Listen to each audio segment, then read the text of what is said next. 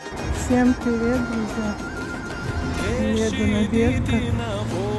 Посмотрите, помните, здесь было двухэтажное здание и автомойки пару недель назад, я вам показывала. Представьте, уже и след простыл. Сейчас перейду дорогу, сниму вам поближе.